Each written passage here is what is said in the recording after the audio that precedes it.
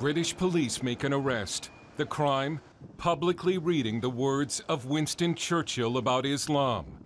It may be 2014, but in Britain today it might as well be 1984, because Big Brother has decided that certain things can no longer be said.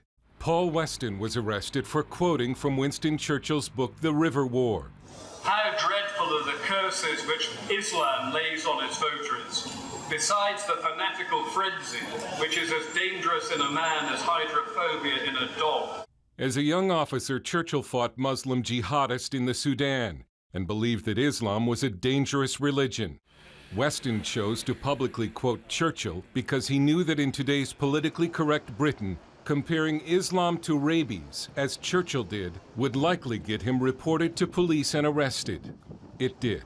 So I wanted to make the point there that if it's really become so bad in this country that you cannot quote the words of the greatest living Englishman, then we really need to look seriously about what we can still say in this country. Pastors, street evangelists, and political activists have all been hauled into police stations and either been arrested or warned for speaking out against topics like Islam, immigration, or sin. The speech issue is incredibly important. You know, we don't have your First Amendment, and speech is rapidly becoming a no-go area if you talk about certain issues. We are living in an absolute madhouse in this country with our free speech laws at the moment. What's interesting is there seems to be so little concern about the loss of freedom of speech here, which means most of society has decided that there are certain things a person shouldn't be allowed to say. British evangelical pastor James McConnell was questioned by Belfast police after this controversial sermon about the threat to Britain from radical Islam. Islam is heathen. Islam is satanic. Islam is a doctrine spawned in hell.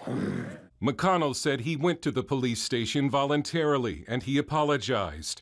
But should he have had to? George Orwell of the Discourse Institute. He's expressing a view about a particular religion. You can't have freedom of religion without freedom to have views, religious views about particular religions. British pastors have to watch what they say. Although Simon Calvert of the Christian Institute, a legal defense organization, assured us that British pastors are still able to preach the whole Bible and not be arrested. But he added, there have been some distinct problems in recent years. We have seen a number of cases, typically involving street preachers, of people being told by the police, effectively, you can't say that. American street evangelist Tony Miana was arrested in Scotland earlier this year for allegedly using offensive language while preaching. Every person who engages in sexual immorality knows that it is wrong, because God has given them a conscience. Police eventually dropped the charges. Police also dropped the charges against Paul Weston. But arrests and warnings still have what legal experts call a chilling effect on free speech. Calvert says the speech situation in Britain improved greatly this year with the reform of the Public Order Act, in which insulting someone could be a criminal offense. So we had on the statute book here in the UK a law against insults, which is every bit as crazy as it sounds. And that law against insults was being used to clamp down on street preachers preaching the gospel. The law against insult was removed, but other laws against offending people remain. We've made such a big deal out of causing offence. Anne-Marie Waters heads Sharia Watch UK. Self-censorship is a big problem in Britain. People are afraid to speak, so in that respect, freedom of speech has been seriously compromised. The experts we talked to disagreed about whether Britain still has free speech.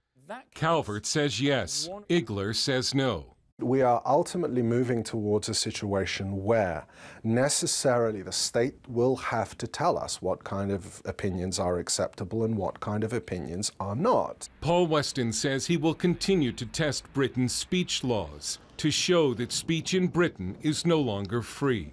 You are not going to shut me up. I am going to say it. If you put me in prison, fine. Now, this is how bad it is now. Dale Hurd, CBN News, London.